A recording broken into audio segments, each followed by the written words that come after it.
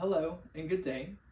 My name is Bryeth Walker, and I present to you here a glimpse into the true history of the American Revolution. I am going to be reviewing an extraordinary and detailed writing by Woody Holton, Liberty is Sweet, The Hidden History of the American Revolution. Throughout the last 200 years, specific historical events leading up to the Revolution have been tucked away and forgotten. Holton brings to light that this nation's grand event was not solely impacted by our founding fathers, but more so by several groups that were influenced independently. The idea of freedom takes a different view depending on the group fighting for the change. Holton's purpose sets forth to restructure our limited understanding of the Revolution outside of just the 1776 battle alone.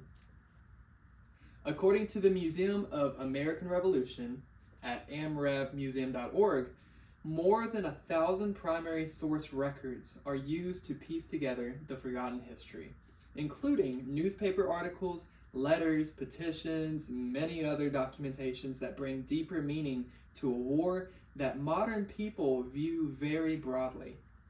On page 85 of this book, Britain upholds a glorious victory of land possession after the French and Indian War, gaining significant land on native territory. However, with this came major financial deficits for Britain, causing Parliament to place heavy impositions on American trade, or taxation. Through the main focus of pushing for the Revolution, the Founding Fathers and other major powers have both collectively and individually pressured and motivated the higher authorities to make such change.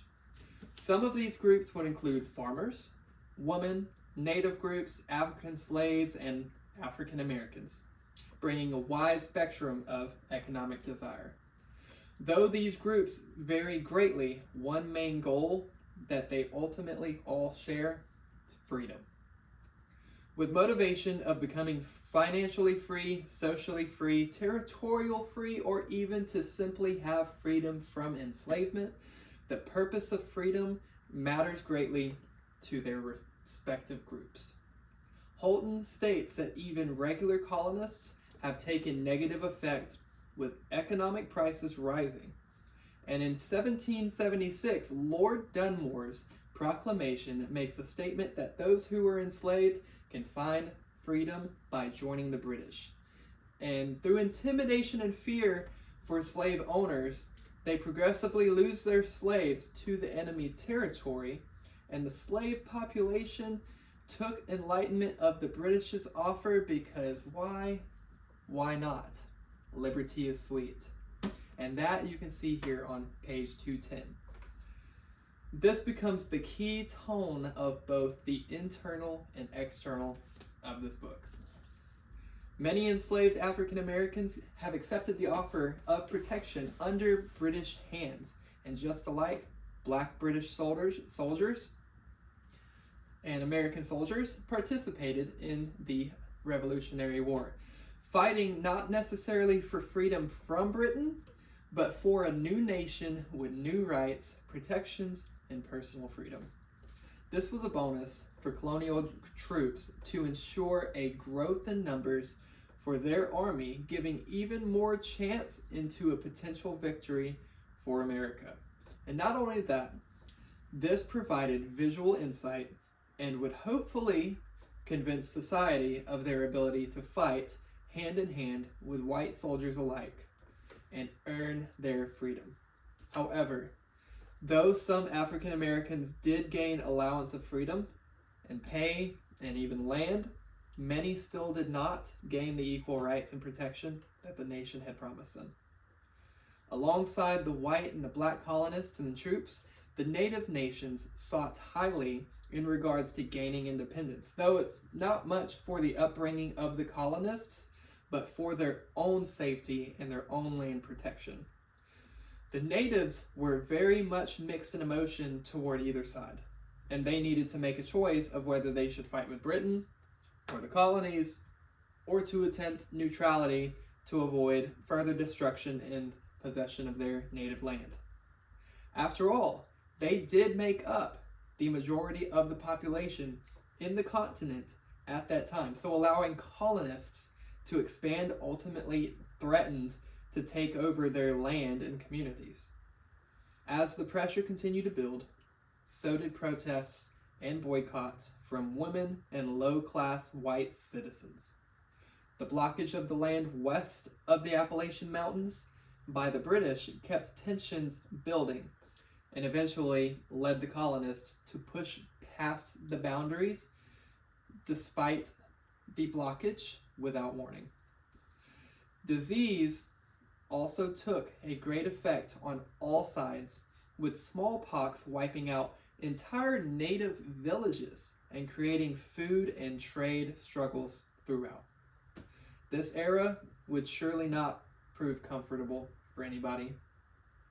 Trust remained broken between all sides, and uncertainty hit hard for the colonists with so much happening all at once. At the Battle of Yorktown, in the moment of 1776, the conglomeration of all conflicts and purposes come together all at once for an all-out battle. Cornwallis, a well-respected British general, expected to come into battle and secure the area.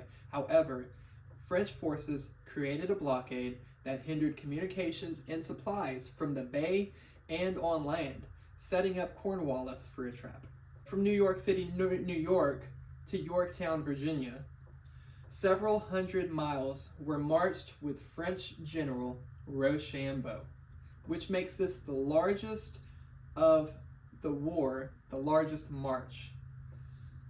By force, George Washington commanded troops to push their line of men closer and closer to the enemy, intimidating and dismantling the enemy by the slice.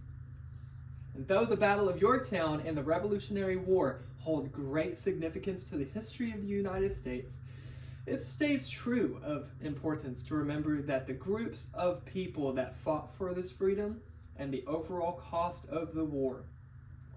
As Holton has stated, the nations and African Americans, especially the ones originally enslaved, suffer from the broken promise of the colonial agreements in preparation for the war. Many African Americans are continuously sold and enslaved, and the natives are almost wiped out entirely from the grand event from smallpox taking over communities. And the natives are faced with the action that kept itself hidden in faith that the colonists would not persist in the takeover of their land. Many years later, in our modern era, we soak in and walk freely in the freedom provided several generations ago. It's 2025 now. Though one can only wonder what the nation would present itself to be if instead Britain had gained their victory and kept the western border closed, or if any link from the chain of events that had not proceeded with action. To conclude this book, Liberty is Sweet, The Hidden History of the American Revolution, holds true value and detail to the effects of the war, in which history books hold the spotlights on mainly the elites and founding fathers, when instead there should be rightful shining which could resonate around the culturally disadvantaged societal groups.